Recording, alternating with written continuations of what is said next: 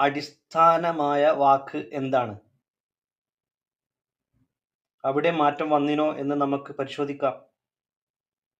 Aramaic ഭാഷയിൽ നിന്ന് ഗ്രീക്കിലേക്കും, ഗ്രീക്കിൽ നിന്ന് ലാറ്റിനിലേക്കും, ലാറ്റിനിൽ നിന്ന് ഇംഗ്ലീഷിലേക്കും, ഇംഗ്ലീഷിൽ നിന്ന് മലയാളത്തിലേക്കും മാറിയിട്ട് വന്നിട്ടുണ്ടെങ്കിൽ യേശുവിൻ്റെ അടിസ്ഥാന വാക്കിന് മാറ്റം സംഭവിച്ചിട്ടില്ലേ?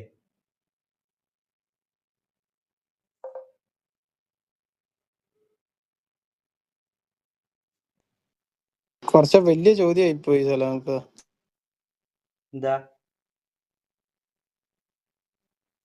ജെമിനിനെ കൊണ്ട് പൊറുതി വിട്ടിക്കട്ടോ അപ്പുറത്തെ റൂമിന്റെ ഹെഡിങ് അതെ അതെ അതെ യുക്തിസഹമാണ്. ഒരു സന്ദേശം അരമായ ഭാഷയിൽ നിന്ന് ഗ്രീക്കിലേക്കും പിന്നീട് ലാറ്റിൻ, ഇംഗ്ലീഷ്, മലയാളം എന്നിങ്ങനെ കൈമാറി വരുമ്പോൾ അതിന്റെ അർത്ഥത്തിൽ മാറ്റം വരാനുള്ള സാധ്യത വളരെ കൂടുതലാണ്. പ്രത്യേകിച്ച് ഒരു ഭാഷയിലെ ചില വാക്കുകൾക്ക് മറ്റൊരു ഭാഷയിൽ കൃത്യമായ പകരപ്പദങ്ങൾ ഉണ്ടാവണമെന്നില്ല. നമുക്ക് യേശുവിന്റെ ഏറ്റവും അടിസ്ഥാനപരമായ ഒരു വാക്കും അത് വിവർത്തനങ്ങളിലൂടെ മാറിയോ എന്നും പരിശോധിക്കാം. ഉദാഹരണം, ദൈവരാജ്യം, കിങ്ഡം ഓഫ് ഗോഡ്. യേശു തന്റെ പ്രസംഗങ്ങളിൽ ഏറ്റവും കൂടുതൽ ഉപയോഗിച്ച വാക്കാണ് ദൈവരാജ്യം സമീപിച്ചിരിക്കുന്നു എന്നത്. ഒന്ന്, അരമായ ഭാഷ. യേശു പറഞ്ഞത് മൽക്കൂത്ത ദലാഹ, മൽക്കൂത്ത ദ ലാഹ. ഇവിടെ മൽക്കൂത്ത എന്നാൽ ഒരു ഭൂപ്രദേശത്തെ ഭരിക്കുക എന്നതിനേക്കാൾ ദൈവത്തിന്റെ ഭരണം അല്ലെങ്കിൽ ദൈവാധികാരം എന്നാണ് അർത്ഥം. രണ്ട്, ഗ്രീക്ക് സുവിശേഷങ്ങളിൽ ബസിലിയ തൂത്തെയോ. ഗ്രീക്ക് ഭാഷയിൽ ഇത് ഒരു സാമ്രാജ്യത്തെയോ എംപയർ ഭരണത്തെയോ സൂചിപ്പിക്കാം. മൂന്ന്, മലയാളം, ദൈവരാജ്യം.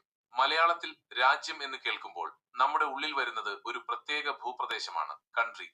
മാറ്റം സംഭവിച്ചു. ഇവിടെ അതെ അതെ. പിന്നെ അതായത് എന്നോട് പറഞ്ഞത് യേശുവിന്റെ യഥാർത്ഥ സുവിശേഷത്തിൽ ഒരു മാറ്റവും സംഭവിച്ചിട്ടില്ല എന്ന്. അപ്പൊ ഞാൻ ചോദിച്ചു, എന്താണ് യേശുവിന്റെ യഥാർത്ഥ സുവിശേഷം? ആ സുവിശേഷം ഒന്ന് അരമായിക് ഭാഷയിലും ഗ്രീക്ക് ഭാഷയിലും ലാറ്റിൻ ഭാഷയിലും ഇംഗ്ലീഷിലും പിന്നെ മലയാളത്തിലും വരുമ്പോൾ മാറ്റം വരികയില്ല എന്ന് താങ്കൾ തെളിയിച്ച മതിയെന്ന്. മനസ്സിലായ? അതാ സംഭവിച്ചത്. പലരുടെയും ചിന്തയിൽ മാറിപ്പോയിട്ടുണ്ട്. ഇത് വിവർത്തനത്തിന്റെ പരിമിതിയാണ്.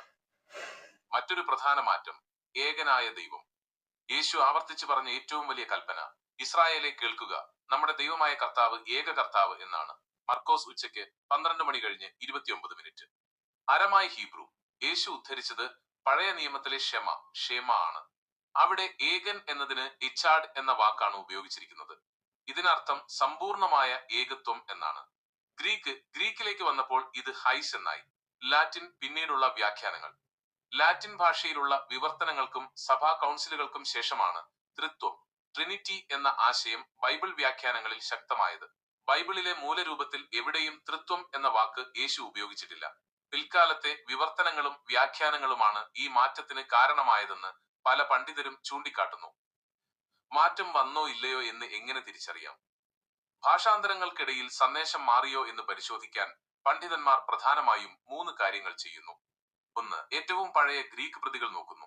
പരിഭാഷകളിൽ തെറ്റുണ്ടോ എന്നറിയാൻ ഇന്ന് നമുക്ക് ലഭ്യമായ 4-ാം നൂറ്റാണ്ടിലെ ഗ്രീക്ക് കയ്യെഴുത്തു പ്രതികൾ കോഡക്സ് വാറ്റിക്കാനസ് പരിശോധിക്കുന്നു. 2, അരമായ പശ്ചാത്തലം. ഗ്രീക്കിൽ എഴുതപ്പെട്ട വചനത്തെ തിരികെ അരമായ ഭാഷയിലേക്ക് ചിന്തിച്ചു നോക്കുമ്പോൾ അത് യേശുവിന്റെ സാംസ്കാരിക പശ്ചാത്തലവുമായി ചേരുന്നുണ്ടോ എന്ന് നോക്കുന്നു. 3, അന്തർലീനമായ വൈരുദ്ധ്യങ്ങൾ. ഒരു സുവിശേഷത്തിൽ പറയുന്ന കാര്യം മറ്റൊരു സുവിശേഷത്തിൽ നിന്ന് വ്യത്യസ്തമാണെങ്കിൽ അവിടെ പകർപ്പെഴുത്തുകാർക്ക് പിശക് പറ്റിയതായി കണക്കാക്കുന്നു. യേശുവിന്റെ സന്ദേശത്തിന്റെ ആത്മാവ്. ഉദാഹരണത്തിന്, സ്നേഹം, കരുണ, ഏകദൈവ വിശ്വാസം നിലനിൽക്കുന്നുണ്ടെങ്കിലും വാക്കുകളുടെ അർത്ഥവ്യത്യാസങ്ങൾ, ന്യൂയാൻസസ് വിവർത്തനത്തിലൂടെയും നൂറ്റാണ്ടുകൾ നീണ്ട പകർത്തിയെഴുത്തിലൂടെയും മാറിയിട്ടുണ്ട് എന്നത് ഒരു യാഥാർത്ഥ്യമാണ്.